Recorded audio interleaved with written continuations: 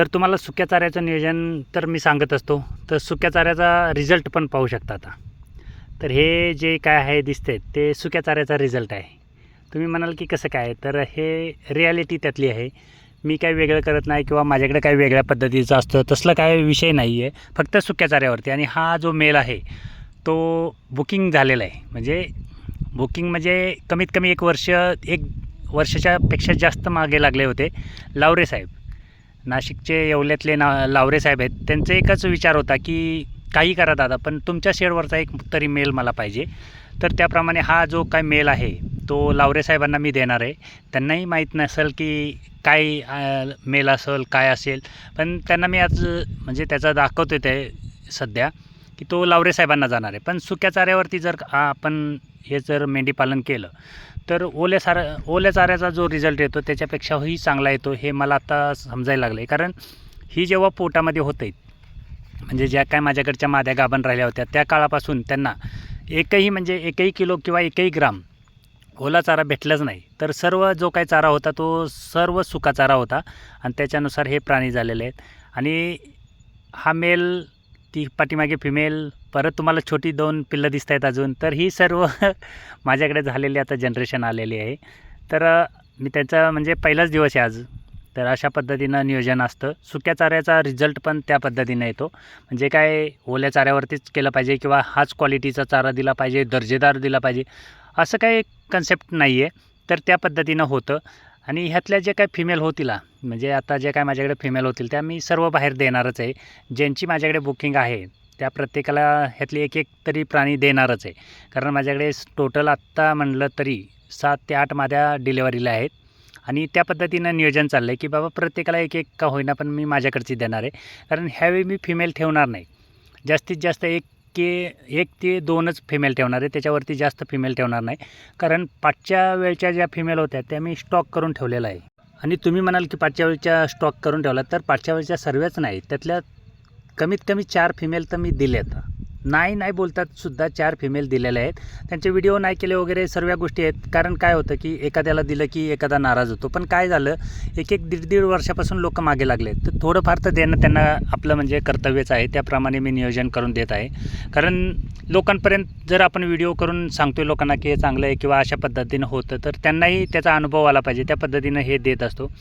आता हे बघू शकता उभं राहिलं आहे, काय स्ट्रक्चर आहे किंवा काय वजनाला भरेल ह्याचा अंदाज तुम्ही लावू शकता. आणि फक्त सुका चारा आहे, कोणताच एकही ग्राम, मी सांगतोय ना, एकही ग्राम ओला चारा नाही. तर अशा पद्धतीतले हे सर्व प्राणी आहेत. आणि ही आता परत एक 15 दिवसामध्ये व्यायला मादी आहे.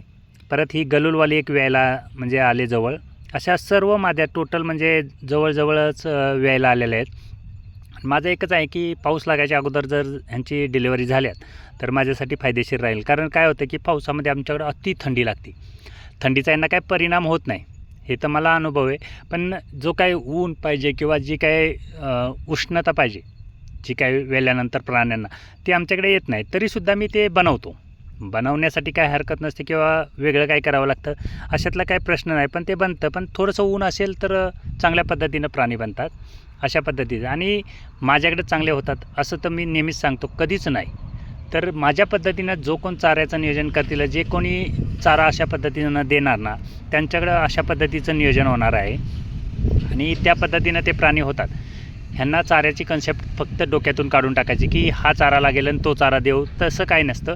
जो काय तुमच्याकडे चारा आहे त्या पद्धतीनं द्या. मी संपूर्ण म्हणजे मी 100% सांगू शकतो की सुक्या चाऱ्यावरती आत्ताची काय जी जनरेशन आले ती संपूर्ण सुक्या चाऱ्यावरती आहे. आणि ही नर मादी आहेत आत्ता, म्हणजे मेल फिमेल आहेत आत्ता, जोडी आहे. तर फिमेल आपण नंतर देणारच आहे. 3 महिन्याच्या नंतर कुणालाही त्या देता येतील, काय हरकत नाही. ज्याची आपल्याकडे बुकिंग आहे पहिल्यापासून त्या सर्वांना 1 2 का होईना पण देणार आहे. सर्वच मी काय घरी ठेवणार नाही, फक्त यातल्या 2 ठेवणार आहे. म्हणजे ही काय सर्व ज्या माद्या डिलिव्हरी होतील त्यातल्या 1 किंवा 2 माद्या ठेवणार आहे, बाकीच्या सर्व बाहेर देणार आहे. कारण मागच्या बॅचमधल्या मी ठेवल्या होत्या तरीसुद्धा ठेवताना त्यातल्या 4 माद्या तर बाहेर दिलेल्याच आहेत. फक्त त्यांचे व्हिडिओ केले नाहीत. कारण काय होतं, लोकांना थोडंसं वेगळं वाटतं की आम्हाला देत नाही. पण काय होतं की माझ्याकडे जी बुकिंग आहे की खूप दिवसापासून आहे. आणि ह्या मेलचं तर विचारच करू शकत नाही आपण, त्या पद्धतीनं मेल होतात. कारण माझ्याकडं त्या पद्धतीतला एक बाहुबली आहे आत्ता, म्हणजे माझ्या शेडवरच आहे अजून तो. 15-20 दिवस राहील जास्तीत जास्त तो माझ्या शेडवरती. तर अशा पद्धतीचं नियोजन होतं आणि त्या पद्धतीचं जनरेशन येतं. तर मेंढीपालनामध्ये तुम्ही अवघड किंवा अशक्य असं काहीच समजू नका. जे काय आहे करता येतं, सगळं काही सिंपल आहे. फक्त आपण डोक्यामध्ये घेतलं तर सिंपल होतं. नाहीतर काही लोकांना वाटतं की हा काय देतो, ह्याचं काय म्हणजे वेगळंच गणित सांगतो, ह्या सगळ्या गोष्टी बरोबरच आहे ना. कारण अवघड गोष्टी मला माहीतच नाहीत आणि ह्याच्यामध्ये अवघड करायचं तर काय तसलं गोष्टच ठेवत नाही मी. त्या पद्धतीनं नियोजन केलेलं आहे आणि असा रिझल्ट येणं म्हणजे सुक्या चाऱ्यावरती मी हा पहिला अनुभव घेतलेला आहे. मी सुका चाऱ्याचं फॉर्मॅट करतो आहे किंवा मी सुका चाऱ्याचं सांगतो आहे, तर त्या पद्धतीनं आहे. आणि तुम्ही म्हणाल की म्हणजे मी काही करू शकतो, तर मी चारा पण विकला आहे. आता तुम्ही म्हणाल की चारा पण विकायला लागले, तर स्वप्नील साहेबांना मी आत्ता एक ट्रिप दिलेली आहे. 700 किलो चारा असेल अंदाजे. तर त्यांनी माझ्याकडून नेला आणि त्यांनी मला फोटो पाठवलेत की तुम्ही जो चारा दिला तर त्या गव्हाणे एकदम चकाचक करतात आणि प्राणी शांत बसतात. तर खरी गोष्ट आहे, कारण त्या पद्धतीचा जर चारा दिला आपण आणि त्यांचं जर पोट भरलं तर ते काय आपल्याबरोबर तामझाम करत नाहीत किंवा काय नाही. अशा प्रकारचं हे मेंढीपालन आहे. आणि हे जे प्राणी होतात म्हणजे आता जस्ट जनरेशन चालू झाले आणि हिची मी म्हणतो ना 2 वर्षामध्ये 3 वेळा. तर ह्याची कॅल्क्युलेशन पहिल्यांदा ह्या मादीचा एक व्हिडिओ आहे माझा 15 नोव्हेंबरचा की 15 ऑक्टोंबरचा काहीतरी आहे. आणि त्याच्यानंतर हे आता परत झाले, म्हणजे 8 महिन्यामध्ये परत डिलेवरी झालेली आहे. म्हणजे 2 वर्षामध्ये 3 वेळा डिलेवरी होते. हे 100% कन्फर्म आहे. कारण मी थोडासा मध्ये गॅप ठेवतो, कारण लगेच लागवड करत नाही, तर थोडासा गॅप ठेवतो त्याच्यानुसार. आणि तुम्ही जर गॅप कमी ठेवला, म्हणजे मी जे काय मध्ये ठेवतो गॅप, त्याच्यापेक्षा तुम्ही जर कमी केला तर अजून लवकर होणार आहे. पण आपल्याला लवकर नको असतं. 2 वर्षामधून 3 वेळा जरी त्यांनी उत्पन्न दिलं तरी आपल्यासाठी खूप चांगल्या पद्धतीचं नियोजन आहे. आणि संध्याकाळची वेळ आहे आणि आता आजच पहिल्यांदा पाऊस पडलेला आमच्याकडे. थोडासा पाऊस पडला आहे, पण थंडी एवढी लागते की बेहिसाब लागते. म्हणजे AC ची हवा जशी असते त्या पद्धतीनं आहे. आणि हे सर्व म्हणजे आता शांततामय वातावरणामध्ये बसलेलं आहे सर्व. आणि ह्या आमचा गोम्या आहे, अजून क्रॉस केला नाही, क्रॉस करायचा आहे अजून, म्हणजे त्या पद्धतीनं ती बनलेली आहे. तर आता ह्या सर्वांचं म्हणणं आहे की तू खाली बस.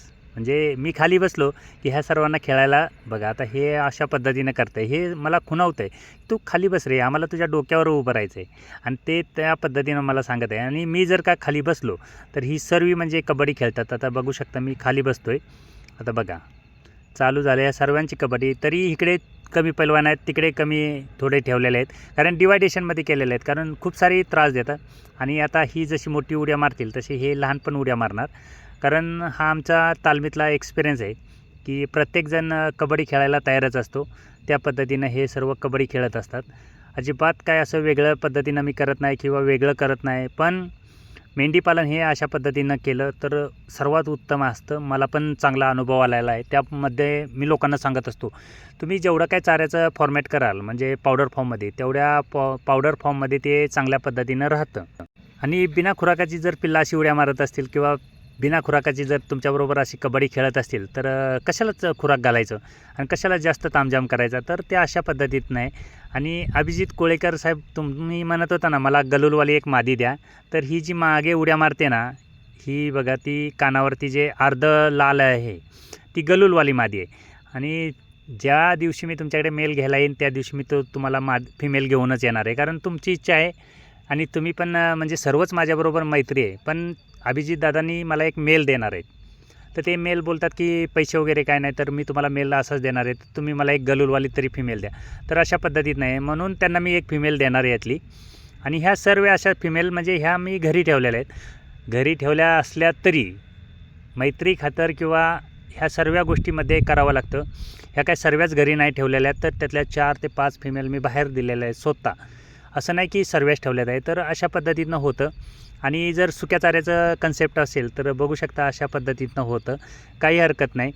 आणि ह्यांचं जे काय कबड्डी खेळायचा जो टायमिंग आहे तो संध्याकाळचा जर असं गेलं शेडमध्ये तर ते अशा पद्धतीनं कबड्डी खेळतात. आणि प्रत्येक पिल्लाला माहिती आहे, हा जर शेडमध्ये आला किंवा माझी मुलगी जरी कोणी जरी शेडमध्ये गेलं तरी आम्ही खाली बसतो आणि मग ते आमच्यावरनं उड्या मारणे वगैरे ह्या सगळ्या गोष्टी करत असतात.